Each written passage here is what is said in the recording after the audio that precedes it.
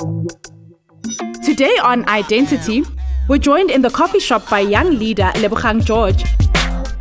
Then we join different faiths at the World Alliance of Religion Peace Summit. In the review segment, we look into the Sabbath Ideas app and Strikdas the movie.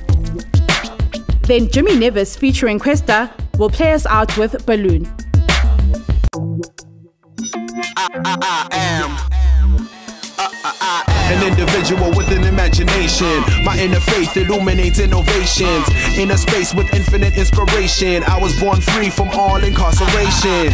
Incredible, living infallibly, intelligent, outshine with my inner being. This is me, impeccable as ever been. I am you, you are me. This is my identity. Good morning, Mzansians, and welcome to your favorite multi-faith show, Identity. I'm your host, Uviwe Gwala. Thank you so much for joining us. The United Nations General Assembly declared May the 3rd to be World Press Freedom Day, or just World Press Day, to raise awareness of the importance of freedom of the press and remind governments of their duty to respect and uphold the right to freedom of expression. And Friday is World Red Cross Day, which is the celebration of the founder of Red Cross, Henry Dunant, who was born in Geneva in 1828 and the recipient of the first Nobel Peace Prize. Ngalo ncuntsu olwazi ndiphunga ikofu namhlanje nesifundiswa somthetho onentshiseko yokukhokhela kwaye nobushishini. Masimbone. Our invited guests on Identity are all carefully chosen to give you an opportunity to become inspired and motivated by their achievements and the work that they do. And today's guest certainly fits the profile. Lebogang George, thank you so much for joining us on Identity. Thank you for having me. So tell me about how you grew up and how was it like? I grew up in Botswana. I'm originally from Botswana. I was the only girl amongst 3 boys. Join the club. And I was such a rebel. I was such a tomboy. And my brothers all wanted to be doctors. They wanted to be lawyers. They wanted to be, and I just thought, you know what, because I'm such a rebel and I'm the only girl and whatever I say, it doesn't go. So I thought, you know what, let me just do something differently, get out of the country and just venture out. But I grew up in Botswana. 2 parents that I love so much, that have taught me so much.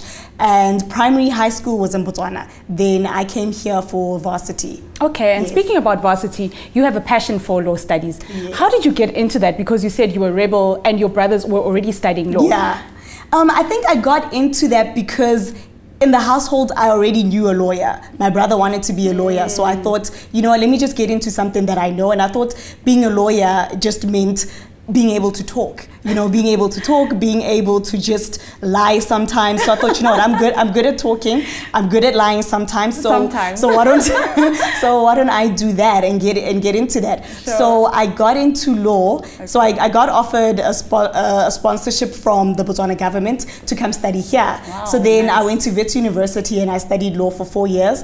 After that, I realized that as much as I love law and I've got a passion for law, I also got a passion for helping people as well. So I thought, instead of getting into a law firm, why don't I just get into an NGO, help out with the NGO for free legal advice, and at least I get to do what I love to do, talk and also help people as well. Yeah. You are a lady with many achievements. I mean, you were in 2014, you were under the mentorship program, which was started by Hillary Clinton. Yes. How did that come about? And how was that experience? It was a great experience. So I got a call from a lady. She works for the US Embassy. Okay. And she got in touch with me and she said she wanted young women, aspiring young women that should be mentored by these amazing women under the Fortune 500 companies. So she said, I want you to apply. You look like you would be amazing and you need a good mentor to go far. Yeah. So why don't you apply, and maybe, you never know, you might find yourself in the States, you might find yourself running a company under the Fortune 500. So I was like, you know what? Why don't I do it? Let me just do it. I've always been one to do different things.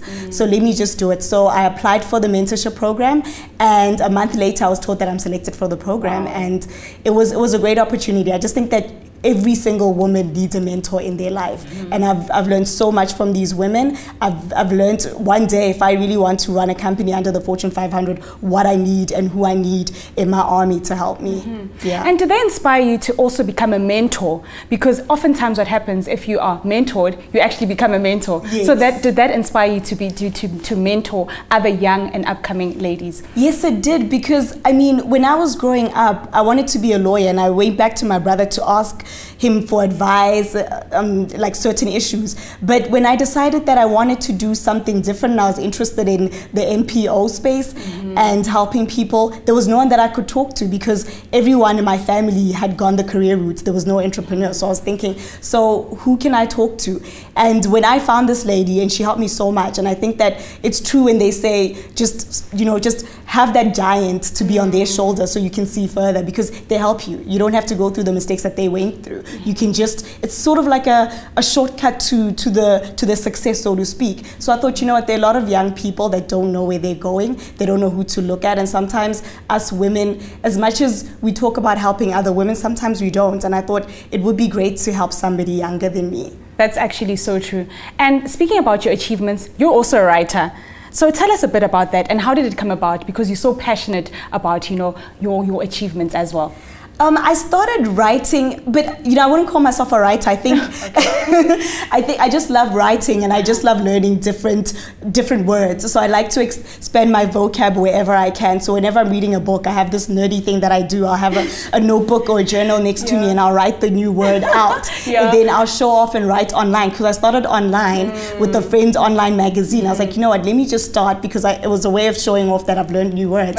So let me do it. And then she was like, why don't you just keep writing and do stuff for my online magazine? And she's got this African online magazine, and I just started writing about Africa, because I love reading African literature. I love reading about African politics. So I started writing about that and creating a dialogue that we can continue on Facebook, on Twitter, or dialogue sessions that we host. On the online magazine, you speak so passionately about African leadership, but how does spirituality come into play with that?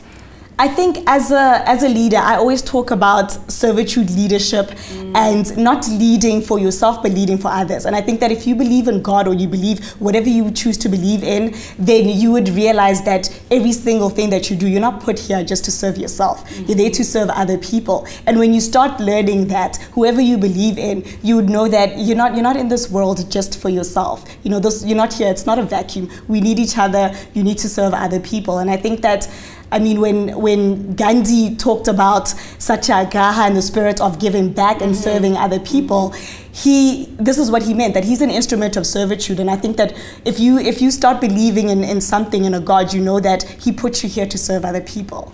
Sure. Yeah. And tell me about Red Leadership. So Red Leadership is a company that I started with my business partner a year ago.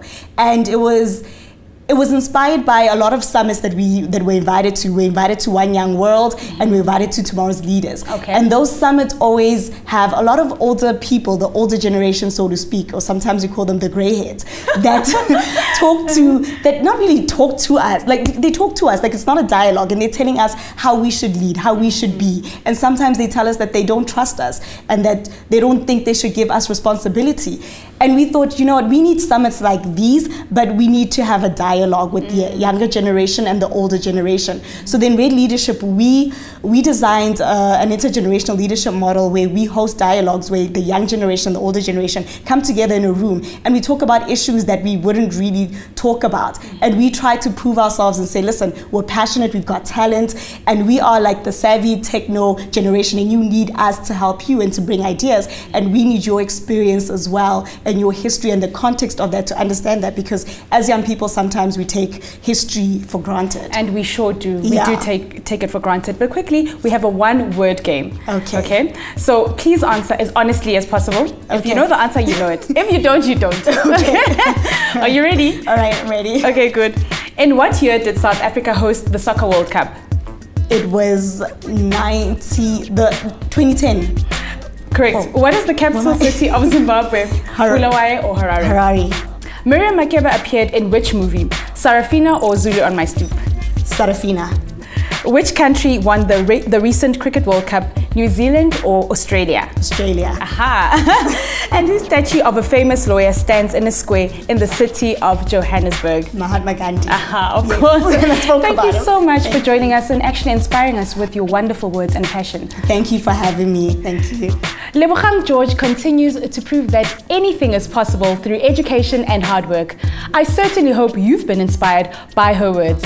Let's take a quick ad break. When we come back, we visit the World Alliance Religions Peace Summit in Africa, which had different faiths coming together for one purpose. Then we review a Sabbath Ideas app. And we also preview a fun and light-hearted movie, Strikdas. Do stay tuned because we will be back soon.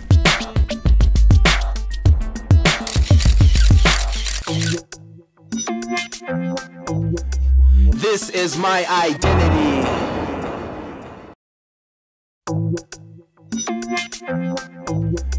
This is my identity.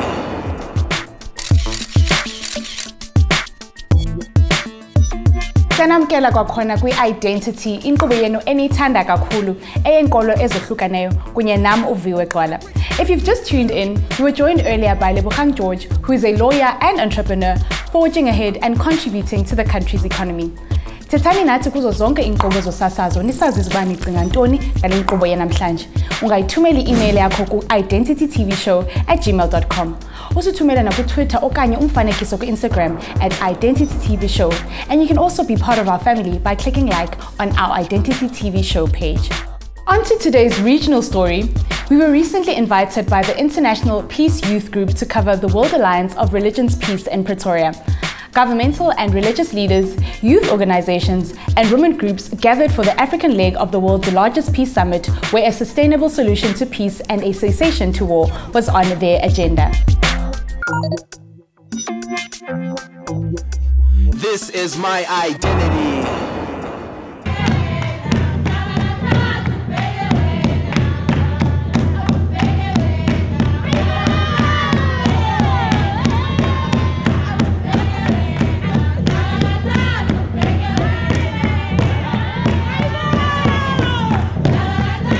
The mandate for IPYG, which stands for International Peace Youth Group, is just to make known about this peace event that's happening right now to all youth all over the world, because actually it's an international project that's running at the moment.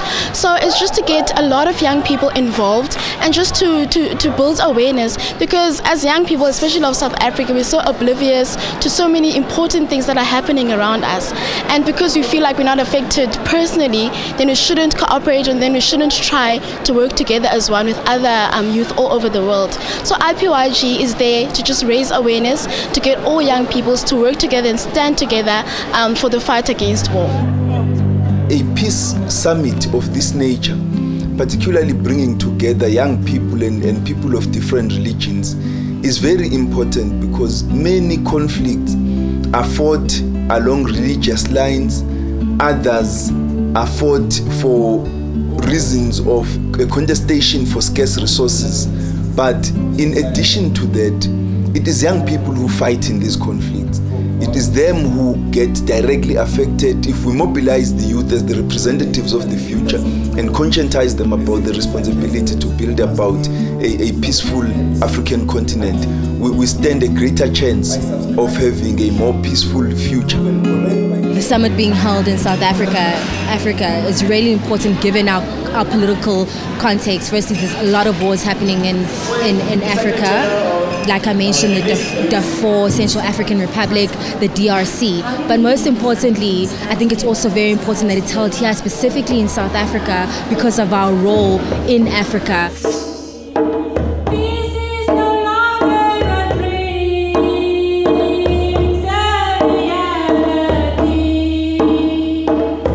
As people of different faiths, we have to recognize and accept that God is one, that we are all created by the same Creator. And we have a few things, a few measures to follow in order to realize peace. And one of them is that men and women have always been and will always be equal in the sight of God. When we exclude women, the Baha'i faith says, in public life, in the public realm, men prevent or deprive themselves of the greatness which might be theirs. It continues to say that we can never have world peace without the emancipation of women. Nowadays, all over the world, you can see there is too many things happening which is against the humanity.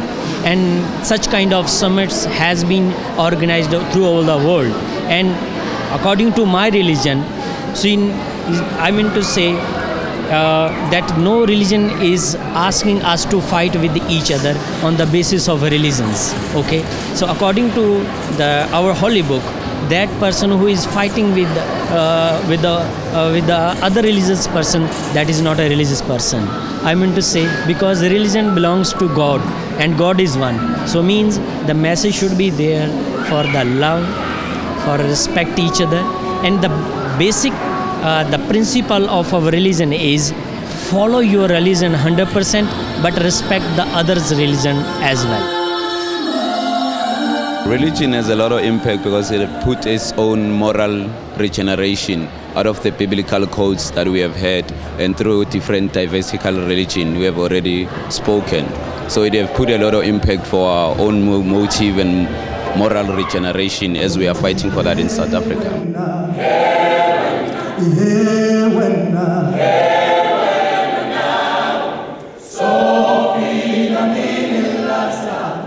Religious leaders make a role every day in communities. You find them going into prisons to talk to prisoners, to somehow try to rehabilitate them. So there is an active role that they play.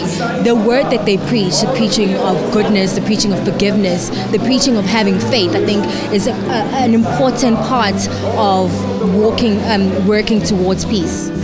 This Peace Summit is very important to me as a young person because it has afforded me an opportunity to access spaces such as these that wouldn't ordinarily be afforded to me. So an opportunity to speak on the same stage as the Honorable Minister Malusi Gigaba, an opportunity to speak to and interact with abantu, abafana naboshaka, Sisulu. It's provided me an opportunity to meet other youth leaders who are equally passionate about different aspects of our lives, such as peace, such as, looking at development, looking at opportunities for the youth, focusing on gender and youth empowerment. So it's provided a platform upon which us aspiring and as leaders actually can gather in order to exchange ideas, skills transfer, and just to be inspired by different people. So this is certainly a positive and a very important thing to me as a young person, because it also affirms that I too can contribute to spaces such as these, that I too can acquire access to spaces such as these, and that actually youth voices do matter, and it's not something that is located at the periphery of discourse, at the periphery of policy, but that the things that we do and the things that we say inspire others and motivate others to think about their policies and how they impact the youth and how they impact the rest of society.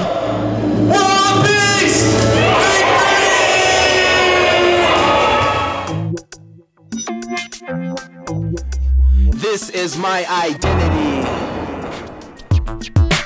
The peace dialogue at the summit resulted in practical solutions for enacting and executing an international law to cease all wars. The summit makes huge strides by reminding leaders and lawmakers of the global community of their responsibility to protect their citizens. Let's go for a break. When we come back, we take a look at what the world of apps has in store for us. We'll be back in a moment.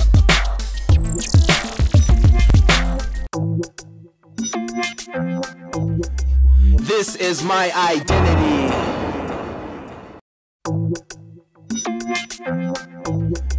This is my identity. Thanks for staying with Identity as we round off with the last segment of the show. If you've just joined us, you missed out on an inspirational and motivating chat I had with lawyer and entrepreneur Lebogang George. And in our regional story, we brought you highlights of the World Alliance Religions Peace Summit. Now it's that time for our media review segment in What's Happening.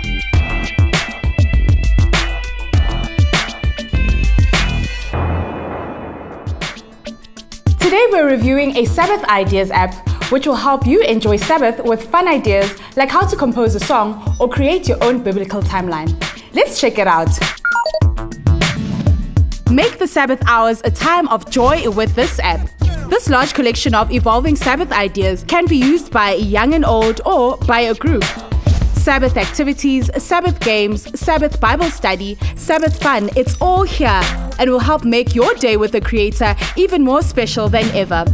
When you click View Ideas, there are weekly updated Kids Ideas which has various activities. For example, when you click on Church, this tab has ideas which evolve around church participation and history. There are other options to consider, like when you scroll down to Activity Types and scroll down to Watch Visual Production, which has various ideas you can choose from.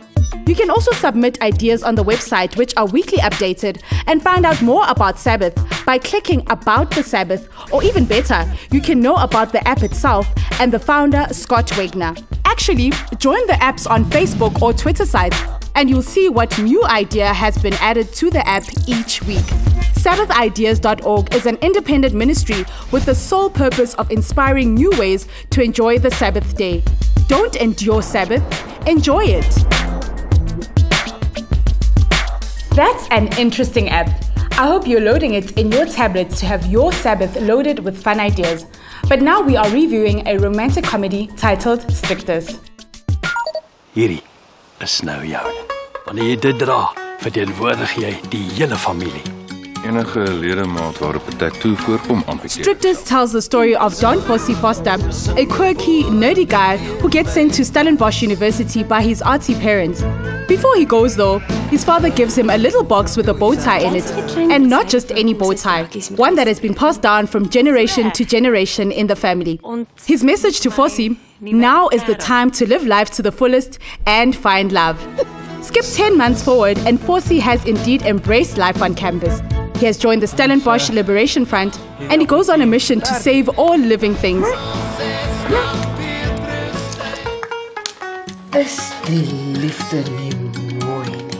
He saved the rat, and as he escapes with the rat, he runs into a sobbing Wilhelmine de la Harpe who just broke up with her boyfriend. Strikdas is in the end a sweet story. Go check it out at your local cinemas. Opwaarts, voorwaarts.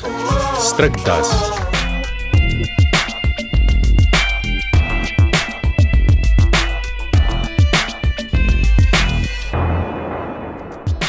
Yiyo yonke ke into ebesiniphathele yona kwenamhlanje inkqubo. Sinishiya namazwi enkuthazo avela kuDalai Lama. Peace does not mean an absence of conflicts. Differences will always be there. Peace means solving these differences through peaceful means, through dialogue, education, knowledge, and through humane ways. Thank you again for joining me this morning as we shared enlightening and inspiring moments with fascinating individuals and stories. Join me again next Sunday at 11 a.m. right here on SABC 1. Here's Jimmy Nevis featuring Questa as they play us out with Balloon. Stay blessed and goodbye.